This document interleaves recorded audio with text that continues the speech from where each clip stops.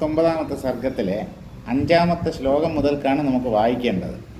എന്നാലും ആദ്യത്തെ ആ 4 ശ്ലോകങ്ങളുടെ ചുരുക്കം ഒന്ന് കണ്ടിട്ട് നമുക്ക് 5ാമത്തെ ശ്ലോകത്തിലേക്ക് കടക്കാം. ചിത്തമാണ് അഥവാ മനസ്സ്, സങ്കല്പം, അതാണ് ജഗത് സൃഷ്ടിക്ക് കാരണം.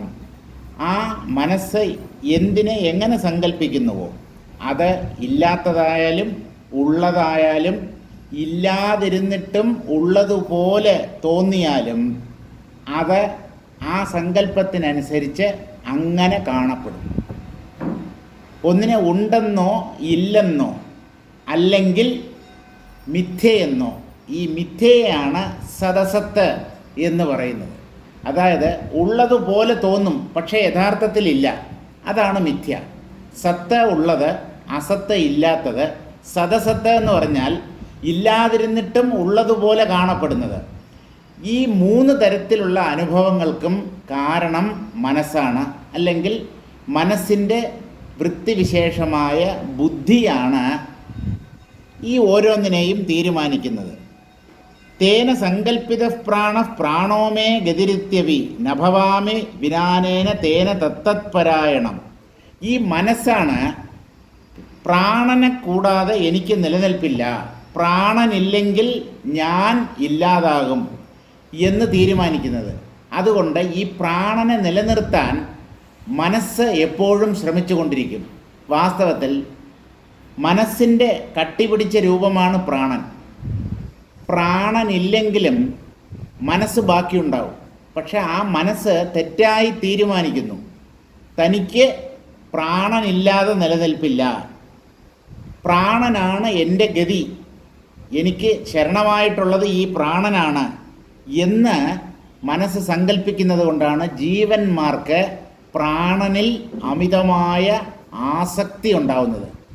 ജീവൻ വിട്ടുകൊടുക്കാൻ ആരും തയ്യാറല്ല.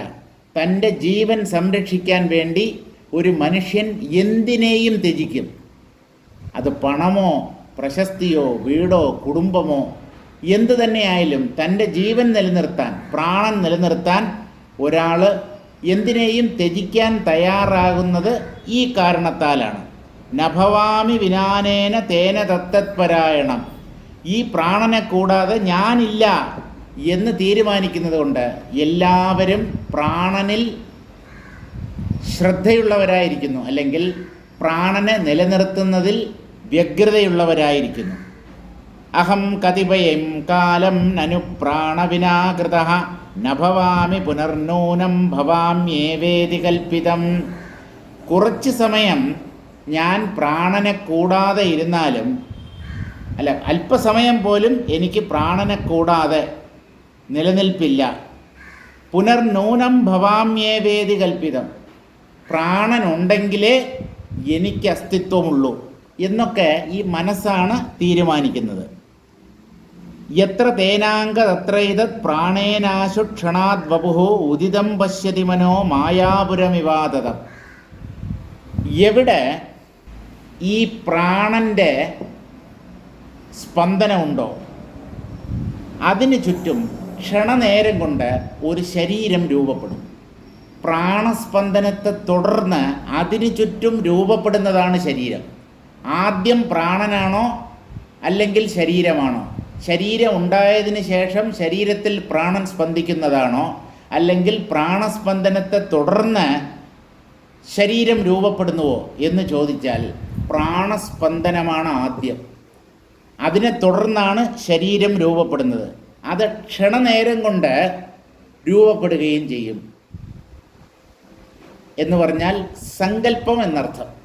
ഈ സങ്കല്പം ചിലപ്പോൾ കുറേ സമയത്തിന് ശേഷം ശരീരമായി രൂപപ്പെടുന്നത് പോലെയൊക്കെ തോന്നും.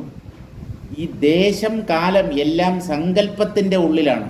ഗർഭകോശത്തിലുള്ള ഒരു ശിശു പൂർണ്ണ വളർച്ചയെത്തി 9-10 മാസത്തിന് ശേഷം പുറത്തു വരുമ്പോൾ ഈ 10 മാസം കൊണ്ട് അതിൻ്റെ ശരീരം രൂപപ്പെടുന്നു എന്നുള്ളത് അനുഭവമാണ്. അനുഭവം എന്ന് പറഞ്ഞാൽ സങ്കല്പം. വാസ്തവത്തിൽ അങ്ങനെ 10 മാസമൊന്നും ആവശ്യമില്ല. സ്വപ്ന ശരീരം രൂപപ്പെടാൻ എത്ര സമയം വേണം? ഉറക്കത്തിലേക്ക് പോയി നമ്മൾ സ്വപ്നം കാണാൻ തുടങ്ങിക്കഴിഞ്ഞാൽ അപ്പോൾ ഒരു പുതിയ ശരീരം കാണപ്പെടും.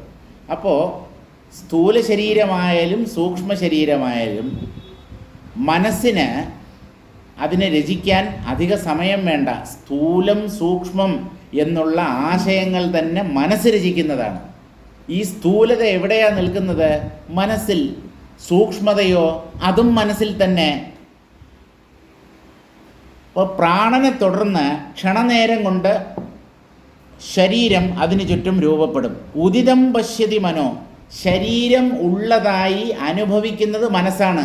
പ്രാണന് അനുഭവിക്കാനുള്ള കഴിവില്ല. പ്രാണൻ സ്പന്ദിച്ചതിന് ശേഷമാണ് ശരീരം രൂപപ്പെടുന്നത് എന്നുള്ളത് ശരി തന്നെ. പക്ഷേ ഈ ശരീരത്തെയും പ്രാണനെയും അറിയുന്നത് മനസ്സാണ്. പക്ഷേ ആ മനസ്സും ഒരു തരത്തിൽ സൂക്ഷ്മ ജഡമാണ്. മനസ്സിനെ ഉണ്ടെന്നറിയാൻ മനസ്സിന് കഴിയില്ല. മനസ്സിൻ്റെ ഉണ്മയെ, അസ്തിത്വത്തെ അറിയിച്ചു തരുന്നത് മനസ്സിൻ്റെയും അധിഷ്ഠാനമായ ബോധമാണ്. അതുകൊണ്ട് ബോധം ഉണ്ടെങ്കിലേ മനസ്സുള്ളൂ, മനസ്സുണ്ടെങ്കിലേ പ്രാണനുള്ളൂ, പ്രാണനുണ്ടെങ്കിലേ ശരീരമുള്ളൂ.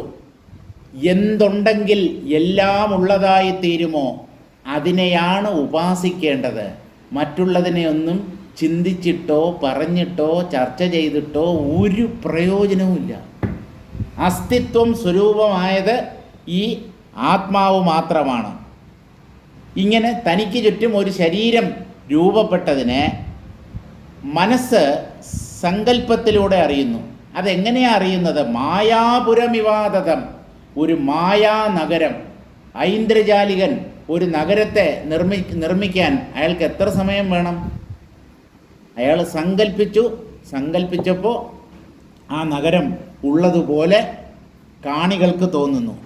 ഇതുപോലെ സങ്കല്പത്തിലൂടെ എന്തിനേയും മനസ്സ് അനുഭവിക്കുന്നു. ഇത്രയുമാണ് നമ്മൾ കഴിഞ്ഞ ദിവസം വായിച്ചവസാനിപ്പിച്ചത്. ഇനി 5-ാമത്തെ ശ്ലോകം വായിക്കാം. നഭവാമ്യേവ ഭൂയോഹം പ്രാണദേഹവിനാകൃതഃ ദൃഢനിശ്ചയഭാഗിത്ഥം ചിതോ ഭവതി നോ പുനഃ. പ്രാണനെയും ശരീരത്തെയും കൂടാതെ, ഈ രണ്ടുമില്ലാതെ എനിക്ക് നിലനിൽപ്പില്ല എന്ന് ദൃഢനിശ്ചയമെടുക്കുന്നു. ആര്? മനസ്സ്. ഈ ജീവൻ മനോമയനാണ്. മനസ്സാകുന്ന ഉപാധിയിൽ പ്രതിബിംബിക്കുന്ന ബോധത്തെയാണ് ജീവൻ, ഞാൻ, അഹങ്കാരം, ജീവഭാവം എന്ന് പറയുന്നത്. ആ ജീവൻ്റെ തെറ്റായ തീരുമാനമാണ് പ്രാണനെയും ശരീരത്തെയും കൂടാതെ എനിക്ക് നിലനിൽപ്പില്ല. ദൃഢനിശ്ചയഭാഗിത്ഥം.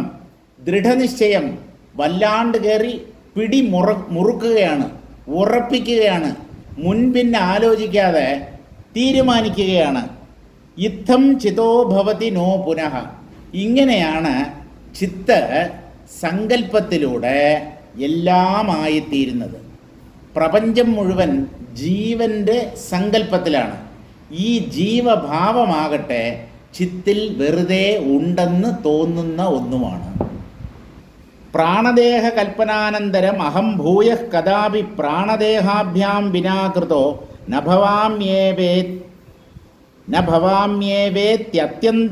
അത്യന്ത ദൃഢനിശ്ചയവാൻ ജീവോ ഭവതി. പ്രാണനെയും ശരീരത്തെയും കൽപ്പിച്ചതിന് ശേഷം, സങ്കൽപ്പിച്ച് ഉള്ളതായി അനുഭവിച്ചതിന് ശേഷം അടുത്തത് മനസ്സ് സങ്കല്പിക്കുന്നത് ഈ പ്രാണനും ശരീരവുമില്ലാതെ ഞാനില്ല, എൻ്റെ അസ്തിത്വം ഇല്ല എന്ന് തീരുമാനിക്കുന്നു. എന്തിനാണ് മനസ്സങ്ങനെ തീരുമാനിക്കുന്നതെന്ന് ചോദിച്ചാൽ അജ്ഞത കാരണം. താൻ ബോധമാണ്, ബോധമുണ്ടെങ്കിലേ മനസ്സും പ്രാണനും ശരീരവും ലോകവും എല്ലാം ഉള്ളൂ എന്ന് ചിന്തിച്ച് തീരുമാനിക്കാൻ കഴിയാത്തത് കൊണ്ട് തെറ്റായ തീരുമാനങ്ങൾ എടുക്കുന്നു ജീവൻ. ഇത്യത്യന്ത ദൃഢനിശ്ചയവാൻ ജീവോ ഭവതി. ജീവൻ്റെ തീരുമാനമാണ് ജീവൻ്റെ അനുഭവത്തിന് കാരണം. ഞാൻ എന്തുകൊണ്ട് ഇങ്ങനെ ഞാനായിരിക്കുന്നു എന്ന് ചോദിച്ചാൽ എൻ്റെ തീരുമാനം. എനിക്ക് ആ തീരുമാനത്തെ മാറ്റാൻ കഴിഞ്ഞാൽ എൻ്റെ ജീവിതം തന്നെ മാറിപ്പോവും. ഞാനൊരു ജീവനാണ് എന്ന ഭാവത്തെ ഒരു സാധകൻ വിട്ടിട്ട് ഞാൻ ആത്മാവാണ് എന്ന സങ്കല്പത്തെ ഉറപ്പിക്കുകയാണ് ചെയ്യുന്നത്. ആ ദൃഢസങ്കല്പത്തിലൂടെ ആത്മാവ് പോലും അനുഭവപ്പെടുമെങ്കിൽ എന്താ സങ്കല്പത്തിലൂടെ അനുഭവിക്കാൻ പറ്റാത്തത്? ഞാൻ ബ്രഹ്മമാണ് എന്നുള്ളത് ദൃഢസങ്കല്പത്തിലൂടെ അനുഭവിക്കുകയാണ്. തെറ്റായ സങ്കല്പത്തെ ദൂരീകരിക്കാൻ ശരിയായ സങ്കല്പം. പക്ഷേ ഈ ബ്രഹ്മം മാത്രമേ ഉള്ളൂ എന്നുള്ള അറിവ് മനസ്സിനപ്പുറത്തുള്ള തലമാണ്. അതുകൊണ്ട് ഞാൻ സങ്കല്പിക്കുന്നത് കൊണ്ടല്ല ബ്രഹ്മം ഉള്ളതായിത്തീരുന്നത്. തെറ്റായ സങ്കല്പങ്ങളെ ഞാൻ ബ്രഹ്മമാണ് എന്നുള്ള ശരിയായ ധാരണയിലൂടെ അല്ലെങ്കിൽ സങ്കല്പത്തിലൂടെ നീക്കിക്കഴിഞ്ഞാൽ ഉള്ളതുപോലെ പ്രകാശിക്കും. അപ്പോൾ തെറ്റിദ്ധാരണയെ ദൂരീകരിക്കുക മാത്രമാണ് തത്വവിചാരത്തിൻ്റെ ഏക ലക്ഷ്യം. അല്ലാതെ ആത്മാവിനെ ഉണ്ടാക്കി തീർക്കുകയല്ല. ഉള്ളതിനെ ഉണ്ടാക്കേണ്ട കാര്യമില്ലല്ലോ. ഉള്ളത് എന്നും ഉള്ളതാണല്ലോ. ഉള്ളത് എന്തുകൊണ്ട് അനുഭവപ്പെടാതെ ഇരിക്കുന്നു എന്ന് ചോദിച്ചാൽ ഇല്ലാത്ത പലതിനെയും ഉള്ളതുപോലെ കരുതി. അതുകൊണ്ട് ഉള്ളത് മറഞ്ഞതുപോലെയായി തീർന്നു. അത്രയേ സംഭവിക്കുന്നുള്ളൂ. ആ മറവ് സങ്കല്പം കൊണ്ടുണ്ടായതാണ്. അതിനെ നീക്കാനും സങ്കല്പത്തിൻ്റെ സഹായം തന്നെ തേടണം. ഇങ്ങനെ തെറ്റിദ്ധാരണകളെ ശരിയായ ധാരണകളിലൂടെ നീക്കി വേണം സത്യത്തെ സാക്ഷാത്കരിക്കാൻ. ഇങ്ങനെ ജീവൻ ദൃഢനിശ്ചയമെടുക്കുന്നു. ചിതശ്ചിന്മാത്ര സ്വഭാവസ്യതോ ദൃഢനിശ്ചയവാൻ നോ ഭവതി. ചിത്താണ് ഞാൻ എന്ന് മാത്രം തീരുമാനിക്കുന്നില്ല ഈ ജീവൻ. ആ ഒരു സങ്കല്പത്തെ ജീവന്മാർ പൊതുവെ അംഗീകരിക്കുന്നില്ല. അതുകൊണ്ട് അവരുടെ ജീവഭാവം നഷ്ടമാകുന്നുമില്ല. ഏത് വ്യക്തിയാണോ ഞാൻ ജീവനല്ല, ഞാൻ ശുദ്ധ ചിത്താണ്, അനുഭവസ്വരൂപമായ ആത്മാവാണ് എന്നുറപ്പിക്കുന്നത്, അയാൾ അതിവേഗം താൻ ആത്മാവാണെന്ന സത്യത്തെ കണ്ടെത്തും. പക്ഷേ അങ്ങനെ തീരുമാനിക്കാൻ ജീവന്മാർക്ക് കഴിയുന്നില്ല. ജീവന്മാരുടെ ഉള്ളിലുള്ള സംസ്കാരം, വാസന അത്ര കണ്ട് ശക്തമാണ്. ഓരോ ജന്മത്തിലും എനിക്ക് ശരീരമുണ്ട്, ഞാനൊരു വ്യക്തിയാണ് എന്ന് നിരന്തരം ദൃഢനിശ്ചയമെടുക്കുന്നു. വീണ്ടും വീണ്ടും സങ്കല്പിച്ച് അതിനെ തന്നെ ഉറപ്പിക്കുന്നു. അപ്പോൾ ആ സങ്കല്പത്തെ മാറ്റുക എന്ന് പറഞ്ഞാൽ അത് പ്രയാസമുള്ള കാര്യം തന്നെയാണ്. പക്ഷേ നിരന്തരമായ പ്രയത്നത്തിലൂടെ, നിരന്തരമായ തത്വവിചാരത്തിലൂടെ താൻ ആത്മാവാണ് എന്ന ഭാവത്തെ ഉറപ്പിച്ച് ആത്മാനുഭവം നേടാൻ കഴിയും എന്നാണ് ഋഷീശ്വരന്മാർക്ക് നമ്മോട് പറയാനുള്ളത്. ഇപ്പോൾ ഉള്ളതിനെ ചിന്തിച്ചുറപ്പിക്കുന്നില്ല, ഇല്ലാത്തതിനെ സത്യമെന്ന് കരുതുന്നു, ഉറപ്പിക്കുന്നു. ഇങ്ങനെയാണ് ജീവൻ്റെ ജീവഭാവം. ജീവൻ എത്ര പ്രാവശ്യം ജനിച്ചു മരിച്ചിട്ടും നഷ്ടമാകാത്തത്. ജീവൻ എത്ര തവണ ജനിച്ചു മരിക്കുന്നു ജീവന് തന്നെ അറിയില്ല. അനന്തമായ സംസാരയാത്രയിൽ ഈ ജീവൻ ഇങ്ങനെ ജനിച്ചും മരിച്ചും ജീവിച്ചും കരഞ്ഞും ചിരിച്ചും ചെയ്തും തളർന്നും ആഹാരം കഴിച്ചും മലവിസർജനം നടത്തിയും ഇങ്ങനെ ഒരു ഒഴുക്കിൽപ്പെട്ട് പോവുകയാണ് ജീവന്മാർ. കർമ്മ നദിയിൽ പതിച്ചു കിടക്കുന്നവരാണ് ഈ ജീവന്മാർ. ഈ കർമ്മ നദിയിലൂടെ ഒഴുകിക്കൊണ്ടിരിക്കുമ്പോൾ ഒരു നിയന്ത്രണവുമില്ലാതെ താൻ എങ്ങോട്ടേക്കാണ് പോകുന്നത് എന്ന് പോലും അറിയാതെ ഈ നദീപ്രവാഹത്തിൽ ഒലിച്ചു പോകുന്ന ജീവന്മാർ മായയിൽ ഭ്രമിക്കുന്നു. പാമ്പിൻ്റെ വാക്കകത്തിരിക്കുന്ന തവള തൻ്റെ മുന്നിലൂടെ പറന്നു പോകുന്ന ഒരു ശലഭത്തെ നാക്ക് നീട്ടി പിടിക്കാൻ ശ്രമിക്കുന്നത് പോലെ അല്പസമയത്തിനുള്ളിൽ തവള പാമ്പിൻ്റെ വയറ്റിലാകും. പക്ഷേ അതറിയുന്നില്ല. മുമ്പിലൂടെ പറന്നു പോകുന്ന ആ ക്ഷുദ്രജീവിയെ പിടിക്കാനാണ് തവളയ്ക്ക് വെമ്പൽ. ഇതുപോലെ നമ്മളിവിടെ സുഖിക്കാൻ വേണ്ടി വന്നവരല്ല. എന്ന് പറഞ്ഞാൽ ലൗകിക സുഖങ്ങൾ അനുഭവിച്ച് രസിക്കാൻ വന്നവരല്ല. സത്യം കണ്ട് സുഖം എൻ്റെ സ്വരൂപമാണ് എന്ന പരമാർത്ഥം സാക്ഷാത്കരിക്കാൻ വന്നവരാണ്. പക്ഷേ ആ ലക്ഷ്യമൊക്കെ മറന്നു. എല്ലാം മറന്ന് ഒരുതരം അന്ധതയിലകപ്പെട്ട് കൂരിരുട്ടിൽ തപ്പിത്തടയുന്നു ജീവന്മാർ. നിങ്ങൾ അജ്ഞാനിയാണ് എന്ന് പറഞ്ഞാൽ ജീവൻ അംഗീകരിച്ച് തരികയുമില്ല. അതാണ്. നിങ്ങൾ അജ്ഞാനിയാണ്, നിങ്ങൾക്ക് ഒരു ചുക്കും അറിഞ്ഞുകൂടാന്ന് പറഞ്ഞു കഴിഞ്ഞാൽ ആരും അറിഞ്ഞു? നീ ആരടാ പറയാൻ? എനിക്കൊന്നും അറിഞ്ഞുകൂടെന്നോ? എത്ര സർട്ടിഫിക്കറ്റ് വീട്ടിൽ വാങ്ങിച്ചു വെച്ചിട്ടുണ്ട്? ഒരു പ്രയോജനവുമില്ലാത്ത ബിരുദവും ബിരുദാനന്തര ബിരുദവും പോസ്റ്റ് ഡോക്ടറേറ്റ് ബിരുദത്തിൻ്റെ ഒക്കെ സർട്ടിഫിക്കറ്റ് വാങ്ങിച്ചു വെച്ചിട്ടുണ്ട്. ജീവിതത്തിന് ഒരു പ്രയോജനമില്ല. കൂട്ടിയിട്ട് കത്തിച്ചു കഴിഞ്ഞാൽ തണുപ്പ് കാലത്ത് അല്പം തീ കായാം. അത് മാത്രമാണ് അതുകൊണ്ടുള്ള പ്രയോജനം. ഒരു പ്രയോജനവുമില്ല. ഞാൻ പഠിച്ചത് കൊണ്ട്, അതായത് നമ്മൾ സ്കൂളുകളിലും കോളേജുകളിലും പഠിക്കുന്നതും കൊണ്ട് ഒരു പ്രയോജനമില്ല. ആ വിഷയം കൊണ്ട്, അങ്ങനെയുള്ള അറിവ് കൊണ്ട് നമുക്ക് യാതൊരു പ്രയോജനവുമില്ല. ജീവിതത്തിന് ഉതകാത്ത അറിവ് കൊണ്ട് എന്ത് പ്രയോജനം? ജീവിതത്തിന് സ്വസ്ഥതയും ശാന്തിയും നൽകാത്ത വിദ്യാഭ്യാസം കൊണ്ട് പ്രയോജനമില്ല. ഇതിൻ്റെ അർത്ഥം സ്കൂളുകളിൽ കുട്ടികളെ പറഞ്ഞയക്കേണ്ടെന്നോ, ബിരുദ പഠനം വേണ്ടെന്നോ, കോളേജുകളും സർവകലാശാലകളും വേണ്ട എന്നോ ഒന്നുമല്ല. പറയുന്നതിൻ്റെ പൊരുൾ ഇത്രയേ ഉള്ളൂ: ഭുക്തയേ നതു മുക്തയേ. ഭോഗത്തിന് കൊള്ളാം, ഇഹലോക ജീവിതത്തിന് കൊള്ളാം, പണം സമ്പാദിക്കാൻ കൊള്ളാം, നല്ല ഉദ്യോഗം നേടാൻ കൊള്ളാം, ലൗകികമായ സുഖങ്ങൾ വർദ്ധിപ്പിക്കാൻ കൊള്ളാം. ആത്മശാന്തിക്ക് ഈ നമ്മുടെ വിദ്യാഭ്യാസ സമ്പ്രദായം പര്യാപ്തമല്ല. ഒരു പ്രയോജനവുമില്ല. പഠിച്ചതൊക്കെ മറന്നു പോകണം എന്നാണ് വേദാന്തം പറയുന്നത്. വേദാന്തം പോലും നിങ്ങൾ പുസ്തകങ്ങളിൽ നിന്ന് ഗ്രഹിച്ചിട്ടുള്ള അറിവുണ്ടല്ലോ, വേദാന്ത ഗ്രന്ഥങ്ങളിൽ നിന്നും നിങ്ങൾ ആർജിച്ചിട്ടുള്ള അറിവ്, അതിനെയൊക്കെ ഒരു ഘട്ടം കഴിയുമ്പോൾ വിടണം, മറക്കണം. ആത്മാവിൽ മാത്രം ശ്രദ്ധ കേന്ദ്രീകരിക്കണം. ആത്മാവിനെക്കുറിച്ചുള്ള വിവരണങ്ങൾ കൊണ്ട് നമുക്കെന്ത് പ്രയോജനം? പഞ്ചസാരയുടെ മഹത്വവും പഞ്ചസാര നിർമ്മിക്കുന്ന രീതിയുമൊക്കെ പഠിച്ചത് കൊണ്ട് എന്ത് പ്രയോജനം? അല്പം പഞ്ചസാര വായിലിട്ട് നുണയാൻ പറ്റുമോ എന്നല്ലേ നോക്കേണ്ടത്? അപ്പോൾ നമ്മുടെ ആധ്യാത്മിക ചർച്ച പോലും ഒരു ഘട്ടം കഴിയുമ്പോൾ ഉപേക്ഷിക്കപ്പെടേണ്ടതാണ്. കാരണം ഉറപ്പ് വരാത്തവരാണ് ഇതിനെ വീണ്ടും കേൾക്കേണ്ടതും ചിന്തിക്കേണ്ടതും ഉറപ്പിക്കേണ്ടതും. ഉറപ്പ് വന്നവൻ എന്തിനാണ് ഇതിനെ വീണ്ടും വീണ്ടും കേൾക്കുന്നത്? വീണ്ടും വീണ്ടും മനനം ചെയ്യേണ്ട ആവശ്യം എന്താണ്? അയാൾക്ക് ആത്മധ്യാനം എന്തിനാ? ഒന്നേ ഉള്ളൂ എന്നുള്ള കാര്യം പിടികിട്ടി കഴിഞ്ഞാൽ പിന്നെ ഇതേ കാര്യം തന്നെ വീണ്ടും വീണ്ടും കേൾക്കണോ, പഠിക്കണോ, വായിക്കണോ, മനനം ചെയ്യണോ, ധ്യാനിക്കണോ? ഒന്നും വേണ്ട. മനസ്സിന് വിക്ഷേപമുണ്ടെങ്കിൽ മാത്രമേ നാം ധ്യാനിക്കേണ്ട കാര്യമുള്ളൂ. മനസ്സ് അക്ഷുബ്ധമായി വിക്ഷേപരഹിതമായി സ്ഥിതി ചെയ്യുകയാണെങ്കിൽ ആത്മവിചാരം പോലും ആവശ്യമില്ല. കാരണം മനസ്സ് ക്ഷോഭിക്കാതെ നിശ്ചലമായി തീർന്നാൽ അത് തന്നെയാണ് ആത്മസ്ഥിതി.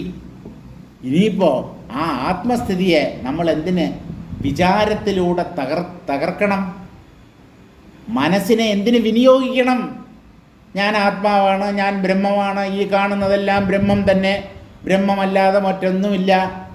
4 മഹാവാക്യങ്ങൾ, ആ മഹാവാക്യങ്ങളുടെ അർത്ഥം, അതൊക്കെ ഉറപ്പ് വരാത്തവർ ചിന്തിക്കട്ടെ, തീരുമാനിക്കട്ടെ. തീരുമാനിച്ചു കഴിഞ്ഞവന് ഇതൊന്നും ആവശ്യമില്ല.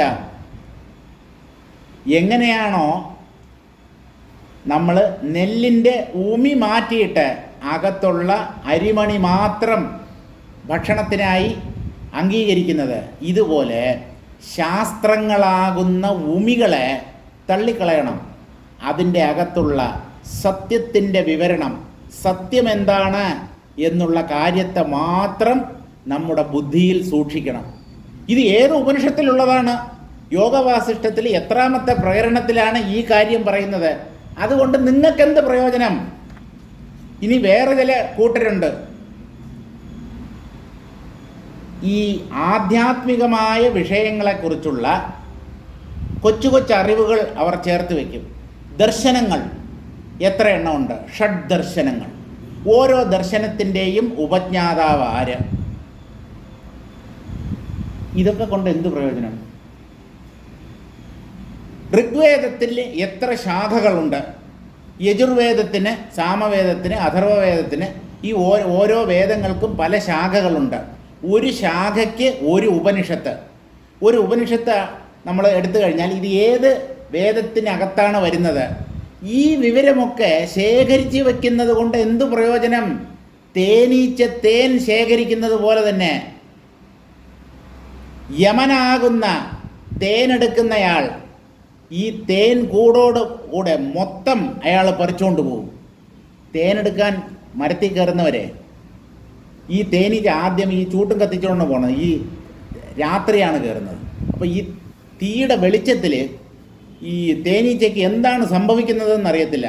തേനീച്ചകൾ 4 ഭാഗത്തും പറക്കും. അയാൾ ആ തേൻ കൂടോടുകൂടെ എടുത്തുകൊണ്ട് പോകും. മരണം നമ്മയും നമ്മൾ ആർജിച്ച അറിവുകളുടെ നുറുങ്ങുകളെയും ഒരേ സമയം അപഹരിക്കും. യമധർമ്മന് അപഹരിക്കാൻ പറ്റാത്ത അറിവെന്ന് പറയുന്നത് ആത്മജ്ഞാനമാണ്. എന്ന് പറഞ്ഞാൽ ഞാൻ ആത്മാവാണ് എന്ന സത്യം. ആ സത്യാനുഭവത്തെ മരണത്തിന് പോലും അപഹരിക്കാൻ സാധ്യമല്ല. അതുകൊണ്ട് ആത്മാനുഭവം നേടാനാണ് ഒരു വ്യക്തി ശ്രമിക്കേണ്ടത്. എന്തായാലും നമ്മുടെ ദൃഢനിശ്ചയത്തെ, തെറ്റായ നിശ്ചയത്തെ മാറ്റിയേ പറ്റൂ. ദോലായിതം തു സന്ദേഹാ ദുഃഖമാസ്തേ കുനിശ്ചയം വികൽപേനൈവ മസ്യൈതത് ജ്ഞാനാൻ നാൽപേന യാസ്യതി. ദോലായിതം, ദോല എന്ന് പറഞ്ഞാൽ ഊഞ്ഞാൽ എന്നർത്ഥം. ഊഞ്ഞാൽ എന്താണ്? അങ്ങോട്ടും ഇങ്ങോട്ടും ആടും. മനസ്സ് ഇങ്ങനെ ഊഞ്ഞാൽ പോലെ ആടിക്കൊണ്ടിരിക്കും. എല്ലാം ആത്മാവാണെന്ന് തീരുമാനിക്കാൻ പറ്റുന്നില്ല. തെറ്റിദ്ധാരണകൾ പലതുണ്ട്. പല ജന്മങ്ങളായി അഭ്യസിച്ച് ഉറപ്പിച്ച വാസനകളുണ്ട്. അതിന് പൊടുന്നനവേ ഏതാനും ദിവസങ്ങൾക്കുള്ളിലോ ഏതാനും വർഷങ്ങൾ കൊണ്ടോ അതിനെ മാറ്റിമറിക്കാൻ സാധ്യമല്ല. മനസ്സിൻ്റെ ഊഞ്ഞാലാട്ടത്തെയാണ് സംശയം എന്ന് പറയുന്നത്. വേണോ വേണ്ടയോ, അത് വേണോ ഇത് വേണോ, ഈ ആചാര്യൻ്റെ അടുത്ത് പോകണോ ആ ആചാര്യൻ്റെ അടുത്ത് പോകണോ, ഈ ഗ്രന്ഥം വായിക്കണോ ആ ഗ്രന്ഥം വായിക്കണോ. ഏത് ഗ്രന്ഥം വായിച്ചാലും ഈ ഗ്രന്ഥങ്ങളിലെല്ലാം പറയപ്പെടുന്നത് ഒരേ വിഷയമാണ്. അത് മനസ്സിലാക്കാതെ പലതിൽ ഭ്രമിച്ചു പോകുന്നു. ലോകത്തുള്ള ആധ്യാത്മിക ഗ്രന്ഥങ്ങളും അവയുടെ വ്യാഖ്യാനങ്ങളും എല്ലാം വാങ്ങിച്ച് വീട്ടിൽ അലമാരയുടെ ഉള്ളിൽ അടുക്കി വെച്ചിരിക്കുന്നു.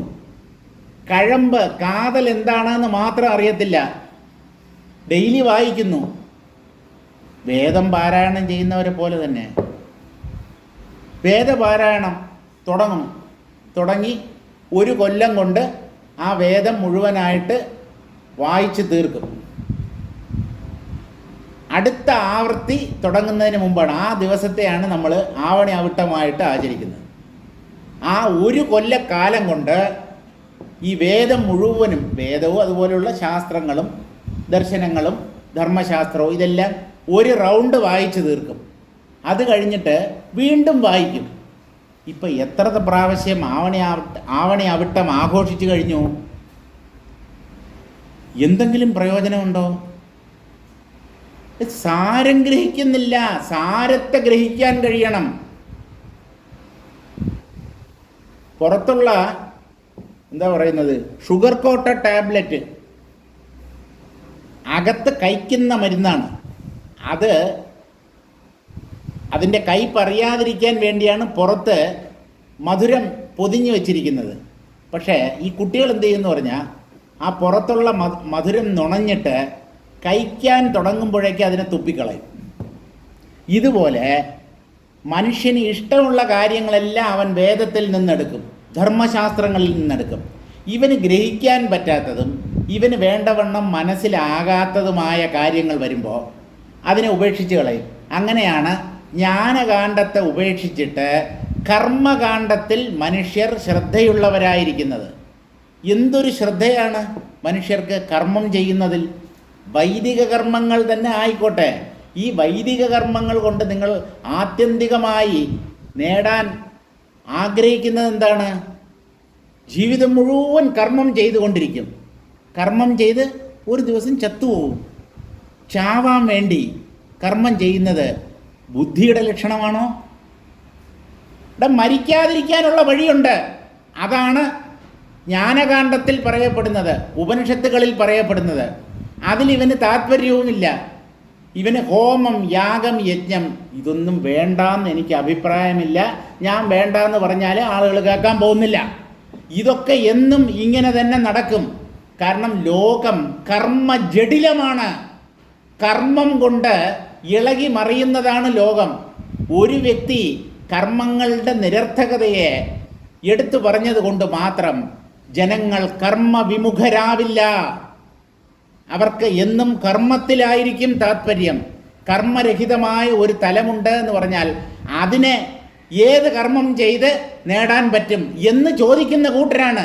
കർമ്മരഹിതമായ തലത്തെ ഒരു കർമ്മം കൊണ്ടും നേടാൻ സാധ്യമല്ല. അതിനെ അറിവിലൂടെ മാത്രമേ നേടാൻ പറ്റൂ. അറിവ് നേടാൻ ഇവന് താല്പര്യമില്ല.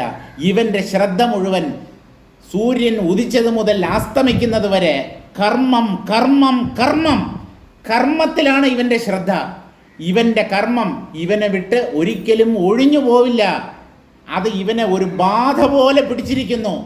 ഈ കർമ്മത്തിൽ നിന്ന് ഒന്ന് വിട്ടു നിന്നാലല്ലേ തത്വവിചാരത്തിന് സമയം കണ്ടെത്താൻ പറ്റും. അതുകൊണ്ട് തത്വവിചാരത്തിനായി സമയം കണ്ടെത്താൻ വേണ്ടിയാണ് സന്യാസധർമ്മത്തെ വിധിച്ചത്. അല്ലാതെ മോക്ഷം നേടാൻ വേണ്ടിയല്ല. മോക്ഷത്തിന് വേണ്ടിയല്ല സന്യാസധർമ്മം. ഇവൻ്റെ ഈ കർമ്മഭ്രാന്ത് ഒന്ന് നിലയ്ക്കട്ടെ. അതിനെന്ത് വേണം? ഇവൻ പൂണുനൂലുധാരിയാണെങ്കിൽ പൂണുനൂലൊക്കെ മുറിച്ച് അഗ്നിയിൽ ഹോമിക്കണം. കുടുമ വെച്ചിട്ടുണ്ടെങ്കിൽ കുടുമയെല്ലാം മുറിച്ച് കളയണം. താൻ ബ്രാഹ്മണനാണ്, അല്ലെങ്കിൽ ക്ഷത്രിയനാണ്, വൈശ്യനാണ്, ഇങ്ങനെയുള്ള ചിഹ്നങ്ങളൊന്നും ഇയാളുടെ ശരീരത്തിലുണ്ടാകാൻ പാടില്ല. മനസ്സിലുണ്ടാകാമോ എന്ന് ചോദിച്ചാൽ മനസ്സിലും ഉണ്ടാവാൻ പാടില്ല. ശരീരത്തിൽ നിന്ന് ഈ ചിഹ്നങ്ങളെ മാറ്റിക്കഴിഞ്ഞാൽ ക്രമേണ മനസ്സിൽ നിന്ന് മാറ്റാൻ അത് സഹായകമാകും എന്നുള്ളത് കൊണ്ടാണ് കുടുമയും പൂണൂലുമൊക്കെ മുറിച്ച് അഗ്നിയിൽ ഹോമിക്കാൻ പറഞ്ഞത്. വിരജാഹോമം എന്ന് പറഞ്ഞിട്ടൊരു ഹോമം നടത്തിയതിന് ശേഷമാണ് സന്യാസാശ്രമത്തിലേക്ക് കടക്കുന്നത്. അപ്പോൾ ഈ സന്യാസം എന്ന് പറയുന്നത് തത്വവിചാരത്തിന് വേണ്ടി മാത്രം തൻ്റെ ശിഷ്ടജീവിതത്തെ മാറ്റിവെക്കാൻ വേണ്ടിയാണ്. അപ്പോൾ അതിന് കർമ്മങ്ങളിൽ നിന്നെല്ലാം വിട്ടു നിൽക്കണം. ഇത്ര കാലം കർമ്മം ചെയ്തില്ലേ, ആ കർമ്മകാണ്ഡമൊക്കെ അവിടെ ഇരിക്കട്ടെ. അല്ല, അവസാന ശ്വാസം വരെ സന്ധ്യാവന്ദനം തുടങ്ങിയ നിത്യകർമ്മങ്ങൾ ചെയ്തേ പറ്റൂ, ഒരിക്കലും അതൊന്നും ഉപേക്ഷിക്കരുത് എന്ന് വേദം വിധിക്കുന്നുണ്ടല്ലോ എന്ന് ചോദിച്ചാൽ, അവസാന ശ്വാസം വരെ എന്നതിൻ്റെ അർത്ഥം നിങ്ങൾക്ക് വിരക്തി വന്ന് ആത്മാവിൽ ശ്രദ്ധയുണ്ടാകുന്നത് വരെ, ആത്മജ്ഞാനത്തെ നിങ്ങൾ ലക്ഷ്യമായി അംഗീകരിക്കുന്നത് വരെ ഈ നിത്യകർമ്മങ്ങളെ ഉപേക്ഷിക്കരുത്. കർമ്മത്തിൽ നിന്നും നിങ്ങളുടെ ശ്രദ്ധ ജ്ഞാനത്തിലേക്ക് തിരിഞ്ഞാൽ പിന്നെ ഈ കർമ്മത്തിനെയൊക്കെ തൂത്തുപറക്കി എവിടെയെങ്കിലും കൊണ്ട് കളയണം. ഈ കർമ്മം കൊണ്ട് ഒരിക്കലും ശാശ്വതമായ സുഖം നേടാൻ പറ്റില്ല. ശാശ്വതമായ സുഖം നേടാനുള്ള വഴി ജ്ഞാനപ്രാപ്തി മാത്രമാണ്. ജ്ഞാനത്തിലൂടെ മാത്രമേ ബ്രഹ്മത്തെ അറിയാൻ പറ്റൂ. അപ്പോൾ ഒന്നിനെ നമുക്ക് വേണ്ടവണ്ണം തീരുമാനിക്കാൻ കഴിയണം. തീരുമാനിക്കാൻ പറ്റാതിരിക്കുന്ന മനസ്സിൻ്റെ അവസ്ഥയാണ് സംശയം. ആരെ ചെന്ന് കാണണമെന്നറിയില്ല. ചിലർക്ക് തൊട്ടതിനും പിടിച്ചതിനും എല്ലാം സംശയമാണ്. ഒരസുഖം വന്നു, ഏത് ഡോക്ടറാണ് നല്ല ഡോക്ടർ? എല്ലാ ഡോക്ടർമാരും നല്ല ഡോക്ടർമാർ തന്നെ. തനിക്ക് പ്രാരബ്ധം ഉണ്ടെങ്കിലേ തൻ്റെ വ്യാധി വാശിയാവുകയുള്ളൂ. ഇത് നല്ല പോലെ മനസ്സിലാക്കണം. എവിടെ വേണമെങ്കിലും നിങ്ങൾ പൊയ്ക്കോളൂ. ലോകത്തിലെ ഏറ്റവും വലിയ വൈദ്യൻ എന്ന് പറയുന്നത് വൈദ്യനാഥനാണ്. പരമേശ്വരനാണ് ഏറ്റവും വലിയ വൈദ്യൻ. സംസാര രോഗത്തെ പോലും മാറ്റാൻ കഴിവുള്ള ഭിഷഗ്വരനാണ് വൈദ്യനാഥൻ എന്ന പേരിൽ അറിയപ്പെടുന്ന ശ്രീ പരമേശ്വരൻ. അദ്ദേഹത്തിനെ സമീപിക്കണമെങ്കിൽ പോലും അതിനുള്ള യോഗ്യത നമ്മൾ ആദ്യം ആർജിക്കണം. എന്നിട്ട് മാത്രമേ അദ്ദേഹത്തെ സമീപിക്കാൻ പറ്റൂ. എന്തൊക്കെ മരുന്ന് കഴിച്ചാലും വാശിയാകേണ്ട അസുഖം മാത്രമേ വാശിയാകൂ.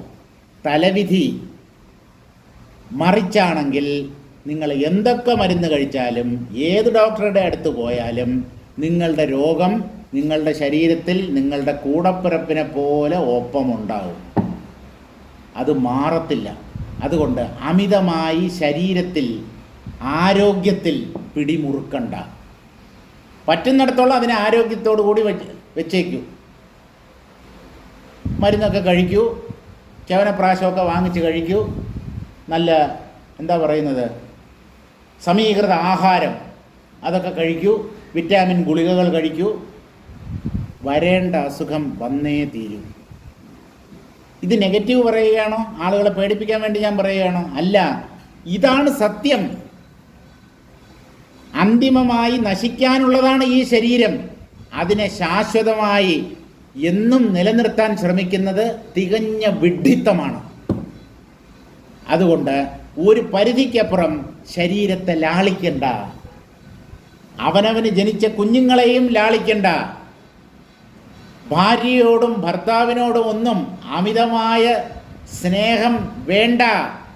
ഒന്നിലും മനസ്സ് ഒട്ടിപ്പോകണ്ട. എല്ലാറ്റിൽ നിന്നും മനസ്സ് വിരക്തമാകണം. സകലതിനെയും വിടണം. ആത്മാവിൽ മാത്രം പിടിമുറുക്കുക. താൻ ആത്മാവാണെന്ന സത്യം സാക്ഷാത്കരിച്ചു കഴിഞ്ഞാൽ ആ പിടിയും വിടാം. കാരണം ഞാൻ എന്നെ പിടിക്കേണ്ട കാര്യമില്ലല്ലോ, ഞാൻ അതാണല്ലോ. ഇനിയിപ്പോൾ അതിനെ പിടിക്കുന്ന പ്രശ്നമില്ല. മറ്റുള്ളത് എന്നെ പിടിക്കാതിരിക്കാൻ വേണ്ടി ഞാൻ ആത്മാവിനെ പിടിക്കുന്നു. പക്ഷേ ഞാൻ പിടിക്കുന്ന ആത്മാവ് ഞാൻ തന്നെയാണ് എന്ന സത്യം സാക്ഷാത്കരിക്കുമ്പോൾ ഒന്നിനെയും പിടിക്കാതെ സ്വതന്ത്രമായി നമുക്ക് നിൽക്കാൻ പറ്റും. പിടി വിട്ടു കഴിഞ്ഞാലും നമ്മൾ ഒരിടത്തും വീഴില്ല. കാരണം വീഴാൻ എനിക്ക് സ്ഥലമില്ല.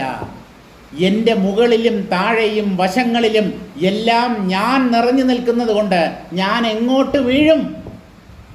ഞാൻ ആത്മാവായതുകൊണ്ട് വീഴ്ച എനിക്ക് സാധ്യമേ അല്ല. അപ്പോൾ നമുക്ക് എല്ലാ പിടികളും അയച്ചു കൊടുക്കാം, സകല പിടിയും വിടാം. സ്വതന്ത്രമായി സ്വച്ഛന്തമായി വിഹരിക്കാം. എവിടെയാ? തന്നിൽ തന്നെ. തന്നിൽ തന്നെ ആത്മാരാമനായി കഴിയാൻ പറ്റും. ദോലായുധം തു സന്ദേഹാത് ദുഃഖമാസ്തേ കുനിശ്ചയം. കുനിശ്ചയം എന്ന് പറഞ്ഞാൽ തെറ്റായ നിശ്ചയം, ദുഷിച്ച നിശ്ചയം, തെറ്റായ തീരുമാനം. അതാണ് ദുഃഖത്തിന് കാരണം. എന്തുകൊണ്ടാണ് തെറ്റായ തീരുമാനം എടുക്കുന്നത് എന്ന് ചോദിച്ചാൽ ശരിയായ തീരുമാനം എടുക്കാൻ പറ്റുന്നില്ല. ശരിയേത് തെറ്റേത്, നശ്വരമേത് അനശ്വരമേത് എന്ന് ബുദ്ധിക്ക് തീരുമാനിക്കാൻ കഴിയുന്നില്ല. വിവേകം ഇല്ലാത്തത് കൊണ്ട് ഈ കുനിശ്ചയം കാരണമായി ജീവന്മാർ സദാ ദുഃഖിച്ചുകൊണ്ടിരിക്കുന്നു. വികൽപ്പേനൈവ മസ്യൈത ജ്ഞാനാൻ നാൽപ്പേന യാസ്യതി. ഈ വികൽപ്പം ആത്മാവല്ലാതെ മറ്റൊന്നുണ്ട്, മറ്റു പലതുമുണ്ട് എന്നുള്ള ആ ദ്വൈതം സത്യമാണ് എന്നുള്ള വിചാരം, അതാണ് വികൽപ്പം. വികൽപ്പം എന്നുള്ള വാക്കിന് സംശയം എന്നും അർത്ഥമുണ്ട്. ഈ സംശയം അല്ലെങ്കിൽ വികൽപ്പം അല്പകാലം തത്വവിചാരം ചെയ്തതുകൊണ്ട് നീങ്ങില്ല എന്നാണ് വസിഷ്ഠ മഹർഷി പറയുന്നത്. കുറച്ചു കാലം ഈ തത്വവിചാരമൊക്കെ ചെയ്തു കഴിഞ്ഞാൽ ജന്മജന്മാന്തരങ്ങളായി ആർജിച്ച ഈ തെറ്റിദ്ധാരണ നീങ്ങിക്കിട്ടും എന്ന് വിചാരിക്കേണ്ട. അല്പമായ ജ്ഞാനം കൊണ്ട് ഈ അജ്ഞാനത്തെ നശിപ്പിക്കാൻ സാധ്യമല്ല. നിരന്തരമായ പ്രയത്നം ആവശ്യമുണ്ട്. തളരാത്ത പ്രയത്നം. എവറടി ബാറ്ററിയുടെ പരസ്യത്തിൽ പറയും, തളരാത്ത എവറടി, തലകുനിക്കാത്ത എവറടി. അതുപോലെ തലകുനിക്കരുത്, തളരരുത്. നിരന്തരം ഈ ആത്മവിചാരം തുടരണം. എപ്പോൾ തീരും ഈ അജ്ഞാനം? എപ്പോഴാണ് അത് ഉള്ളിൽ നിന്ന് പൂർണ്ണമായി നീങ്ങിക്കിട്ടുക എന്ന് ചോദിച്ചു കഴിഞ്ഞാൽ അത് നീങ്ങുമ്പോൾ നീങ്ങും. നിങ്ങൾ ഉറപ്പിച്ചുകൊണ്ടേ ഇരിക്കുക സത്യത്തെ. അത് എപ്പോൾ നീങ്ങണോ അപ്പം നീങ്ങും. കുനിശ്ചയത്തെ ഒഴിവാക്കുക. ഇതാണ് വസിഷ്ഠ മഹർഷി പറയുന്നത്. അതയേവ അല്പവിചാരജാത് സന്ദേഹപ്രായാജ്ഞാനാത് നിസ്താരഃ. അല്പമായ വിചാരം കൊണ്ട്, ഏതാനും ദിവസത്തെ അല്ലെങ്കിൽ കൊല്ലങ്ങളുടെ തത്വവിചാരം കൊണ്ട് സന്ദേഹമായി പൊന്തുന്ന, സംശയരൂപത്തിൽ പൊന്തുന്ന അജ്ഞാനം പൂർണ്ണമായി നശിപ്പിക്കപ്പെടുകയില്ല. സംസാരത്തെ നമുക്ക് പൂർണ്ണമായി തരണം ചെയ്യണം. ഇനി ഒരിക്കലും സംസാരം നമ്മെ പിടികൂടാത്ത തരത്തിൽ അജ്ഞാനത്തെ പൂർണ്ണമായി ഇല്ലായ്മ ചെയ്യണം. അതാണ് വേണ്ടത്. വിപരീത ദൃഢനിശ്ചയസ്യ യഥാർത്ഥ ദൃഢനിശ്ചയം വിനാ അനിവൃത്തേരിത്യാഹ ദോലായുധമിതി. വിപരീതമായ ദൃഢനിശ്ചയം എന്ന് പറഞ്ഞാൽ തെറ്റായി ഉറപ്പിച്ചിരിക്കുന്നു.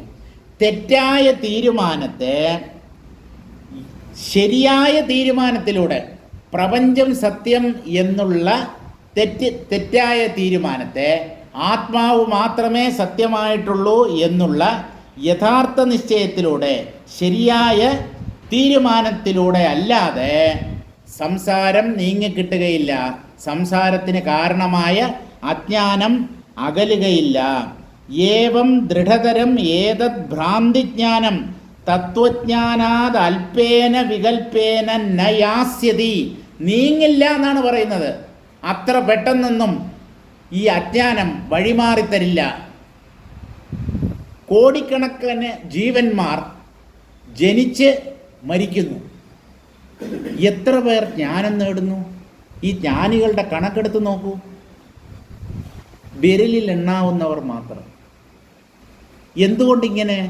ഈ അജ്ഞാനത്തെ നശിപ്പിക്കുക എന്ന് പറയുന്നത് അത്ര എളുപ്പമുള്ള കാര്യമല്ല. ഒരിടത്ത് അജ്ഞാനത്തെ നശിപ്പിച്ചു കഴിഞ്ഞാൽ അജ്ഞാനം വേറൊരു സ്ഥലത്ത് നമ്മളറിയാതെ മനസ്സിൻ്റെ വേറൊരു കോണിൽ അത് സ്ഥാനം പിടിക്കും. പലരും ഇങ്ങനെയാണ്. വീട്, കുടുംബം ഇതൊക്കെ വലിയ കുഴപ്പമാണ്. ഇതൊക്കെ ഉണ്ടെങ്കിൽ നമുക്ക് ഒരിക്കലും ജ്ഞാനം നേടാൻ പറ്റില്ല. അതുകൊണ്ട് നമുക്ക് സന്യാസം സ്വീകരിക്കാമെന്നാണ്. സന്യാസം സ്വീകരിച്ചു കഴിഞ്ഞാൽ അജ്ഞാനം വേറൊരു രൂപത്തിൽ വരും. എങ്ങനെയാണ് വരുന്നത്? ഒരു ശിഷ്യയുടെ രൂപത്തിൽ വരും. ആ ശിഷ്യയിൽ മനസ്സാകൃഷ്ടമാകും. എന്ത് ചെയ്യാൻ പറ്റും? നിങ്ങൾ എവിടെ പോയാലും നിങ്ങൾക്ക് രക്ഷയില്ല. തത്വജ്ഞാനത്തിൻ്റെ ഉറപ്പില്ലെങ്കിൽ എവിടെ പോയാലും മായ പല രൂപത്തിലും നമ്മെ പിടികൂടാൻ ശ്രമിക്കും. മഹാതപസ്വികൾ മായയുടെ പിടിയിൽ പെട്ട കഥകൾ നമ്മുടെ പുരാണങ്ങളിലുണ്ട്.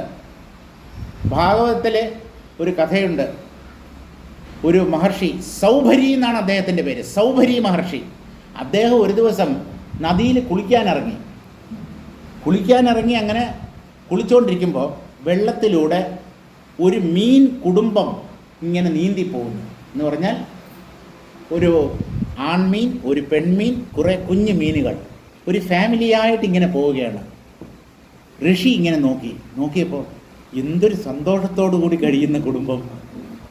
മനസ്സാകൃഷ്ടമായി. മനുഷ്യനല്ല, അത് മീനാണ്, മത്സ്യമാണ്.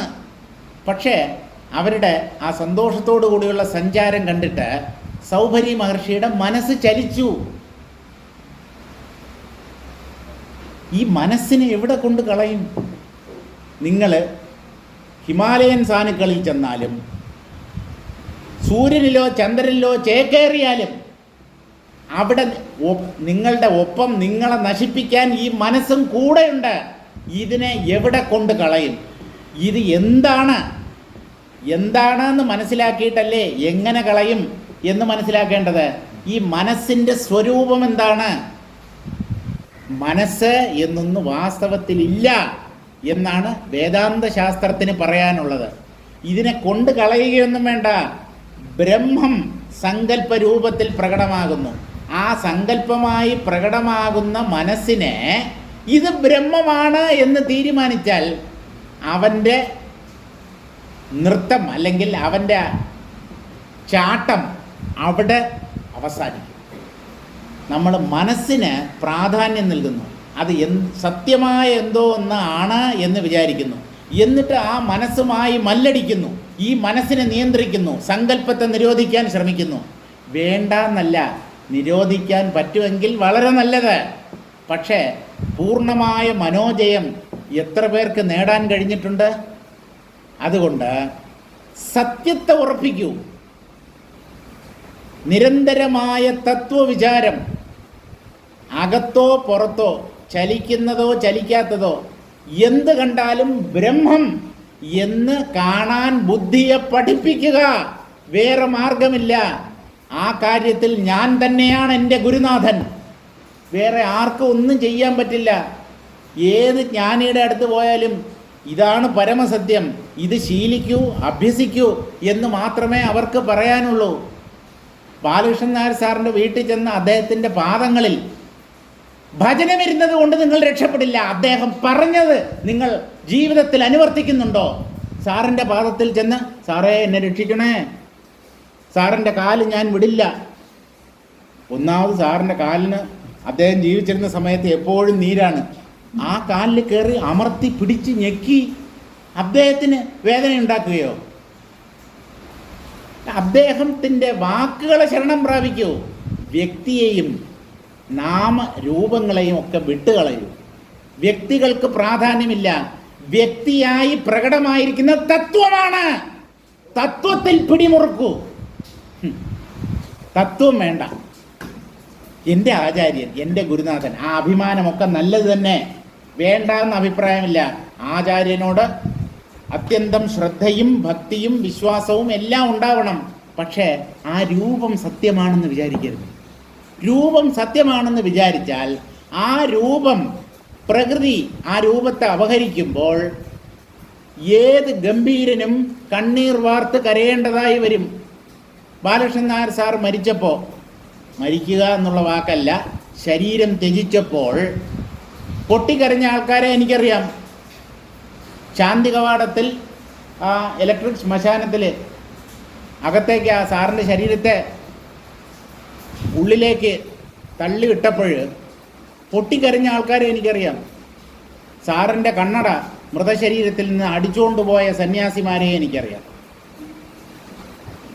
സാറിൻ്റെ കണ്ണട വന്നു, എല്ലാവരും വന്ന് തൊഴുന്നു, ഇദ്ദേഹവും തൊഴുന്നു. ഞാൻ പേരൊന്നും പറയാൻ ആഗ്രഹിക്കുന്നില്ല. ഇങ്ങനെ വന്ന് തൊഴുതു. ഒന്നും അറിയാത്ത ഭാഗത്തിൽ പതുക്കെ അദ്ദേഹത്തിൻ്റെ കണ്ണിലുണ്ടായിരുന്ന ആ കണ്ണട പതുക്കെ എടുത്തു, അതിനെ മടക്കി പോക്കറ്റിൽ വെച്ചുകൊണ്ട് ഞാനൊന്നും അറിഞ്ഞില്ലേ രാമനാരായണ എന്ന് പറഞ്ഞു പോയി. സാറിൻ്റെ കണ്ണട കൊണ്ട് നമുക്കെന്ത് പ്രയോജനം? അല്ലെങ്കിൽ അതെടുത്ത വ്യക്തിക്ക് എന്ത് പ്രയോജനം? ആർക്കെന്ത് പ്രയോജനം? ജഡങ്ങളിൽ മോഹിക്കരുത്. ജഡം സത്യമാണെന്ന് കരുതരുത്. ചിത്തിൽ വേണം പിടിമുറുക്കാൻ. അപ്പോൾ അല്പമായ ജ്ഞാനം കൊണ്ട് അല്ലെങ്കിൽ അല്പമായ തത്വവിചാരം കൊണ്ട് ദൃഢതരമായ അജ്ഞാനജന്യമായ തെറ്റിദ്ധാരണ നീങ്ങുകയില്ല. അജ്ഞാനത്തെ പൂർണ്ണമായി നശിപ്പിക്കുക അത്ര എളുപ്പമല്ല. ഓരോരുത്തർ സാധന എന്ന പേരിൽ ഓരോതരം പുതിയ പുതിയ വാസനകൾക്ക് അടിമയായി കൊണ്ടിരിക്കുന്ന കാലമാണിത്. സാധന, പുതിയ സാധന അല്ല പഴയ സാധന, അത് കുറേ കാലം ചെയ്ത് അതൊന്നും പ്രയോജനമില്ല. വേറൊരു സ്വാമിയുടെ അടുത്ത് ഇന്നലെ പോയിരുന്നു. സ്വാമി പറഞ്ഞ് ഈ സാധനയാണ് വളരെ നല്ലത്, ഫലപ്രദം, പെട്ടെന്ന് ആത്മസാക്ഷാത്കാരം ഈ സാധന ചെയ്യുന്നതിലൂടെ നമുക്ക് ലഭിക്കും എന്ന് പറഞ്ഞിട്ട് പുതിയൊരു സാധന. എന്നിട്ട് സാധനയിൽ പിടിമുറുക്കുക. സാധന ചെയ്യാൻ പറ്റിയില്ലെങ്കിൽ മനസ്സ് വല്ലാതെ വേദനിക്കും, അസ്വസ്ഥമാകും, താനെന്തോ തെറ്റ് ചെയ്യുകയാണ് എന്നൊരു തോന്നൽ. നമുക്ക് തെറ്റ് ചെയ്യാൻ പറ്റില്ല എന്നുള്ളതാണ് സത്യം. നമ്മൾ ചെയ്യുന്നത് ഒരിക്കലും തെറ്റാവില്ല. ഞാൻ തെറ്റ് ചെയ്യുന്നു എന്നുള്ള വിചാരമാണ് ഏറ്റവും വലിയ തെറ്റ്.